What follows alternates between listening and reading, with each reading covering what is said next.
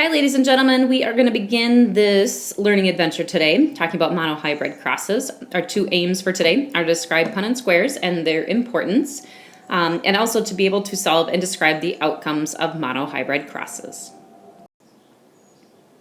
A reminder, this is why we started with meiosis, that parents, through sexual reproduction, parents can only give their child half of their genetic material, or half of their chromosomes. Humans, in our somatic cells, we have 46 chromosomes. However, in our sex cells, in our gametes, we only have half that genetic information, or 23 chromosomes. Meiosis is the process by which we go from a diploid cell to that haploid cell. Let's take a look at a couple terms here and make sure that we have them square in our notes. So if you need to add some additional things or highlight, you should be doing that right now with your 11.2. So the first term, once again, is genes. And remember, a gene is a sequence of DNA that codes for a trait or codes for a particular protein. And because it codes for that protein, it determines a trait, whether that's a specific color, whether that's a specific height. Could be a number of things. One example is eye color, so either blue or brown eyes. Now, with that gene, we have two alleles for most genes, and those alleles are different versions of the gene. So first of all, our gene, once again, is for eye color, and then our different versions could be blue or brown. Once again, we designate the alleles with letters. And actually, brown is a big B and blue is a little b. Now, I'm going to have a link to this video, what is a gene, right in the Canvas site, so you can take a look at that for that clarification as well. Once again, taking a look at a pair of homologous chromosomes. Once again, this one came from this individual's mom. This one came from this individual's dad. The gene that's being coded for on these particular chromosomes is flower color. So this particular homolog has the allele for purple flower colors, and this one has the allele for white flower colors. You get one allele from your mom, you get one allele from your dad. And once again, when you go through the process of meiosis, you can only give one of these alleles to your offspring. So once again, here's our terminology. A dominant trait is a trait that can hide the appearance of another trait, and we represent that by capital letters. So the big capital B represents the allele for brown eyes. Once again, that is a allele. And the recessive trait is a trait that can be hidden by another trait, and it's represented by lowercase letters. Now, this is the infamous song that you heard in middle school. Girl, your phenotype is showing. All right, so phenotype is the physical characteristics. What does it look like? Now with phenotype, you can see down here on the lower part of my slide here, I've got two different phenotypes. I can either have brown eyes or I can have blue eyes. And we have to remember our rules of dominance once again. Anytime you have a dominant allele, that allele is going to be expressed. So I have the genotype big B, but it's brown eyes. But I also have a different genotype, which is, once again, the genetic makeup. What are the alleles for that particular individual? And when I have a big B and a little b, so that's a different genotype than what I had up here, but the big B masks the recessive allele, therefore I still get brown eyes. And once again, in order to get the recessive phenotype, I need two little or recessive alleles. So when I have little b, then I get the blue phenotype. So two other important terms we need to know are heterozygous and homozygous. Now hetero, that root word, means different, And the root, homo, means same. So if we have different alleles, then we have, and it can be any letter combination, but it has to be the same letters. We can have big H, big T, little r, big R, little r. This is also referred to as hybrid, so that's important to note. If you're a hybrid, you're a heterozygous individual. You have two different alleles. All right, so X, little x, that's a heterozygous individual. Now, looking down at homozygous, we have two of the same alleles. And you can either be homozygous dominant, so big A is homozygous dominant, or if I have two little a's, that's homozygous recessive.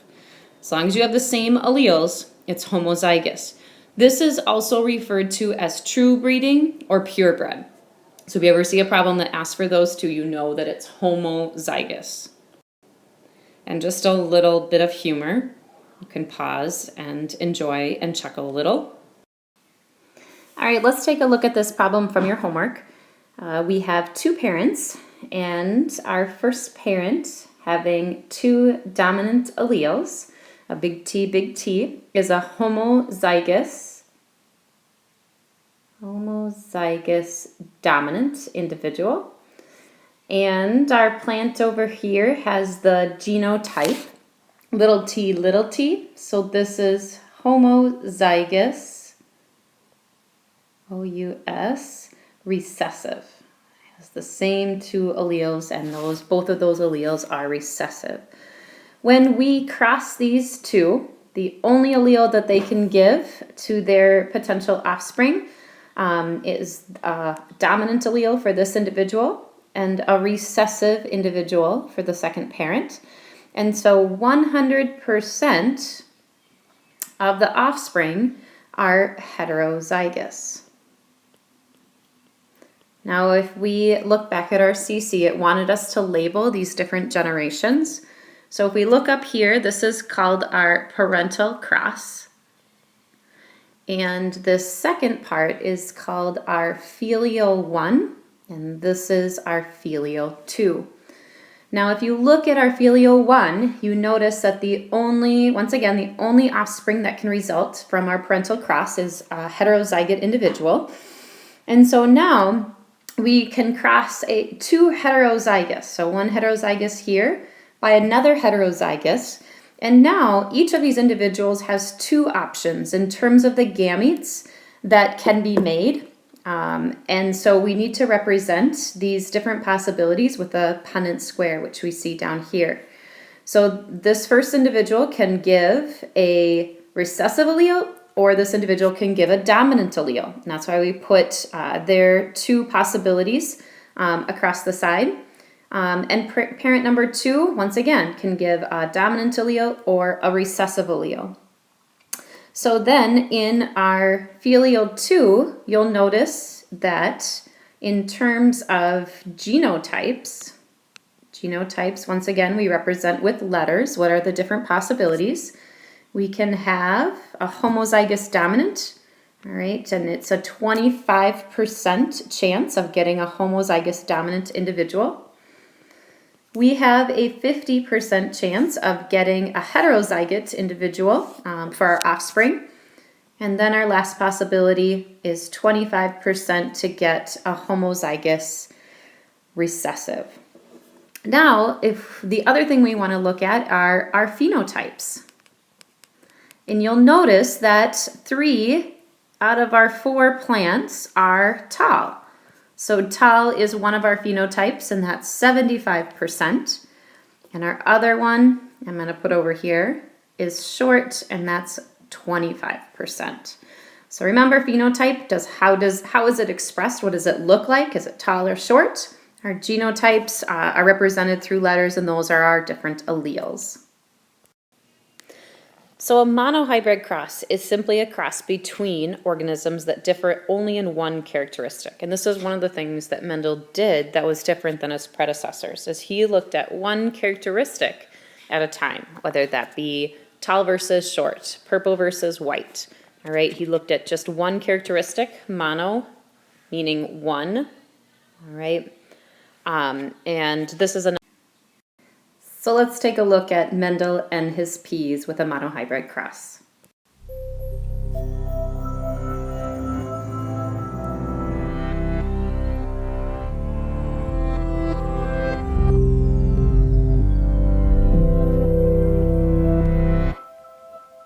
These days, scientists know how you inherit characteristics from your parents. They're able to calculate probabilities of having a specific trait or getting a genetic disease according to the information they have from the parents and the family history. But how is this possible? To understand how traits pass from one living being to its descendants, we need to go back in time to the 19th century and a man named Gregor Mendel. Mendel was an Austrian monk and biologist who loved to work with plants. By breeding the pea plants he was growing in the monastery's garden, he discovered the principles that rule heredity. In one of the most classic examples, Mendel combined a purebred yellow-seeded plant with a purebred green-seeded plant, and he got only yellow seeds. He called the yellow color trait the dominant one, because it was expressed in all the new seeds. Then he let the new yellow-seeded hybrid plants self-fertilize, and in this second generation he got both yellow and green seeds, which meant that the green trait had been hidden by the dominant yellow. He called this hidden trait the recessive trait. From those results, Mendel inferred that each trait depends on a pair of factors, one of them coming from the mother and the other from the father. Now we know that these factors are called alleles and represent the different variations of a gene. Depending on which type of allele Mendel found in each seed, we can have what we call a homozygous pea, where both alleles are identical, and what we call a heterozygous pea, when the two alleles are different. This combination of alleles is known as genotype, and its result, being yellow or green, is called phenotype. To clearly visualize how alleles are distributed amongst descendants, we can use a diagram called the Punnett square. You just place the different alleles on both axes, and then you figure out the possible combinations. Let's look at Mendel's peas, for example. Let's write the dominant yellow allele as an uppercase Y, and the recessive green allele as a lowercase y. The uppercase y always overpowers its lowercase friend, so the only time you get green babies is if you have two lowercase y's. In Mendel's first generation, the yellow homozygous pea mom will give each pea kid a yellow dominant allele, and the green homozygous pea dad will give a green recessive allele, so all the pea kids will be yellow heterozygous.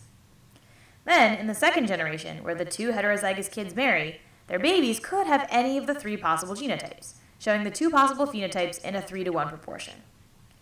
But even peas have a lot of characteristics. For example, besides being yellow or green, peas may be round or wrinkled.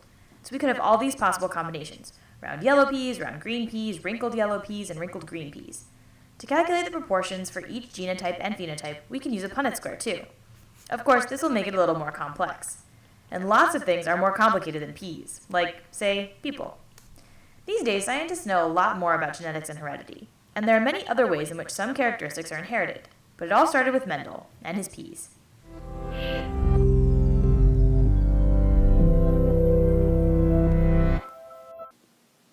So it's important to remember what Punnett squares do. And what Punnett squares do is they help us find the probabilities. All right, they don't tell us what is exactly going to happen. It's the chance that a specific event will happen. It's like if we flip a coin. All right, if I flip a coin 10 times, okay, you could tell me that you're going to get heads 5 times and you're going to get tails 5 times. All right, so let's actually do this. And you could do this alongside me as well. And so we know based on probability that we should get 5 tails and 5 heads. However, if we do this, so I'm going to flip right here, I get 1 heads. All right, flip again. I got another heads. I got a tails. Got another heads. Flip again. Heads. Heads. Tails. Tails. What am I at? 8, 9, and 10. So looks like I ended up with 7 heads and 3 tails. If I were to continue to do this, maybe I would get, and over time and getting a lot of data and a lot of flips, I'd probably equal about 50% heads, 50% tails. But I want you to remember this about a Punnett square, is that when we look at the likelihood of each potential offspring, it's simply a probability. All right, it doesn't say that we have to get, if we have 4 offspring, that only one of the 4 is going to have a homozygous recessive phenotype or recessive genotype as well. It's simply what is likely or the chance that something will occur. All right. Yes, if you have 4 children, you would maybe expect, based on probability, that you may have 2 girls, 2 boys, but you could always end up with 4 boys, 0 girls. All right, it's the likelihood. All right, the last thing that's really important is to figure out how we can report out our results. So you are going to want to make sure that you have this written somewhere in your CC. There are 3 different ways that you can report your results, and I don't really care which way you do it, as long as you know how to interpret each of these when you see them. The first is ratios, okay? When we're talking about reporting out phenotypes with ratios, we always use the dominant first and then the recessive. So with ratios, you should make sure that all of your numbers should equal the total number of squares. So with what we see when we cross 2 heterozygotes is that we usually get a 3-to-1 ratio. That means that we have 3 of the dominant trait and 1 of the recessive trait. All right. When we are reporting out genotypes, we always report out the homozygous dominant first. So that'd be 1 homozygous dominant, the heterozygous second, and then the homozygous third. So if I just quickly do this, all right, this would explain this particular ratio. So I have 1 homozygous dominant, and that's my 1 there. I have 2 heterozygotes, and then I have 1 homozygous recessive. Once again, if I look at this and I say that big A is tall, little a equals short, if I look here, these 3 have my dominant phenotype, and this particular one has my recessive. There I get my 3-to-1 ratio.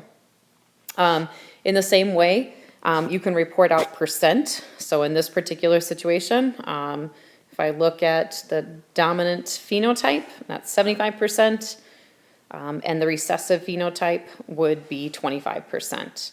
And then finally, the fraction, 3/4 and 1/4. Which way you report out results, I don't care in your homework, as long as if you ever saw the phenotypic or genotypic ratios, you would know how to interpret them or report your results as well. All right, so let's look at an example. This is in your homework. All right, so we're going to say big T is tall, little t is short. We're going to cross 2 heterozygote individuals. So the way that we set up our Punnett square is this is parent 1, this is parent 2. We're going to put parent 1 across the top. So once again, the reason we're setting up this Punnett square is that with a heterozygote individual, it has the possibility of giving this allele to its offspring through the law of segregation, or it has the possibility of giving that particular allele to its offspring. So if parent 1 equals the male, we can say that these 2 are possible sperm outcome. And this side is going to be parent 2, and this is going to be our female, and these are possible eggs. So then, when we look down into our Punnett square, this is a chance fertilization event. If this egg gets fertilized by this sperm, we get a homozygous dominant individual. If this particular egg gets fertilized by this sperm, we get a heterozygote along here. And then finally, if this egg over here gets fertilized with this sperm, we get a homozygous recessive individual. So our offspring genotypes, we could say 75% tall, all right? Or if we gave a ratio, once again, it would be the 3 to 1 to 3-to-1 ratio, 1 of the homozygous dominant. Oops, I made a mistake there. We want to equal a total of 4, 1 to 2-to-1 ratio. Our phenotype, we have 25% short, and that would be a 3-to-1 ratio. All right, the last thing to go through is just some simple steps to help solve your genetics problems. With monohybrids, as you go on to dihybrids, and then the exceptions to Mendelian genetics. I would make sure that I get this into that little square on your monohybrid problems that you should have imported into Notability. The first thing is you want to make sure you code the problem. What kind of problem are you solving? Is it a monohybrid? Is it a dihybrid? Or with the exceptions to Mendelian genetics, you have to figure out what are the rules for that particular problem. I would say every single time, make sure that you write down the genotypes of the parents. When people try to do this in their head is when they make mistakes. And especially with dihybrid problems, you don't want to make those big mistakes, as that's a lot of time that you need to go back and do.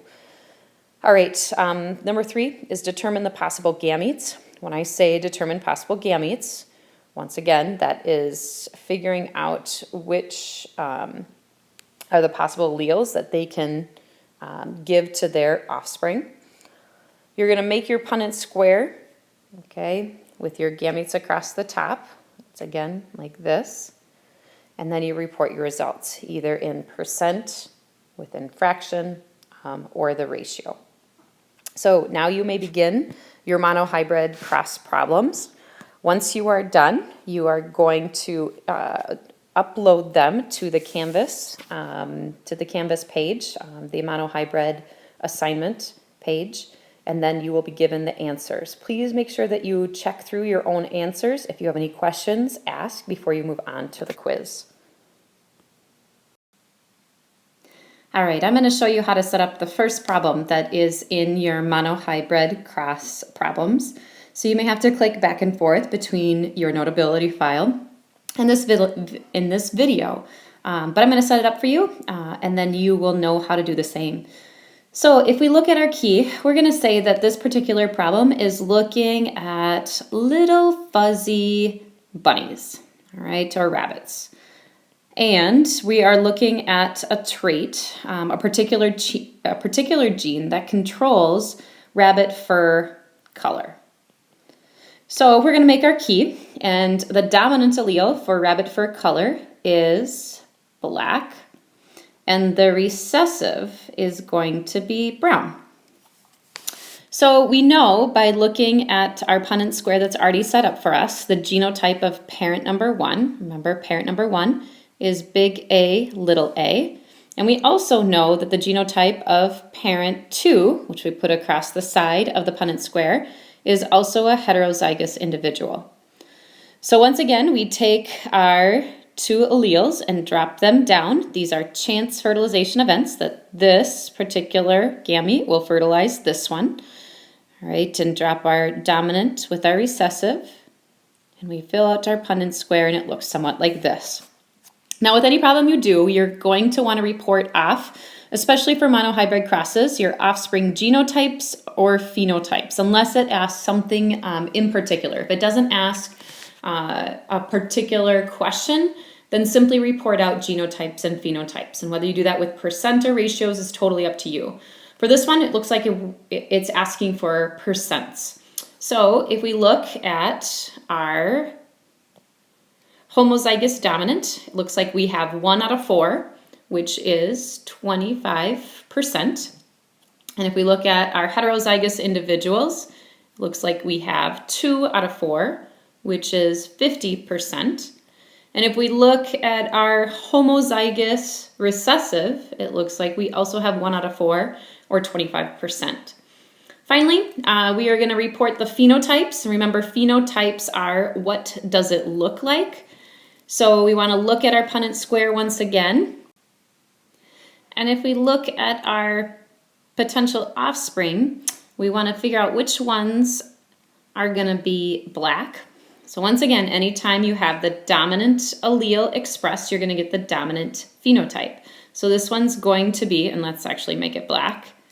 All right, that one's going to be black. We have a dominant allele, therefore it's going to express the black phenotype. And once again, this one is also going to be black. So 75% of our little bunnies are could potentially have black fur. And then finally, right over here, our last one, 2 recessive alleles. That would be 25% would be brown. So take a look and make sure that you have this set up for your example problem in your monohybrid cross problems. So we can take a look at our true-false question. When a specific gene separates in meiosis, the alleles for that gene separate from one another. Now this is one way you can illustrate the law of segregation. Once again, one of Mendel's conclusions. So if we look at our homologous chromosomes, once again, this is a heterozygous parent. They have one of each allele. They have a dominant allele and a recessive allele. Now, you cannot give both alleles to your offspring. You can only give one copy of that gene in your, and these would be gametes down here. So, you have a 50% probability that you would give the dominant allele, and you have a 50% probability that you would give that recessive allele. Now, once again, this process is segregation, that you can only give one copy to your offspring.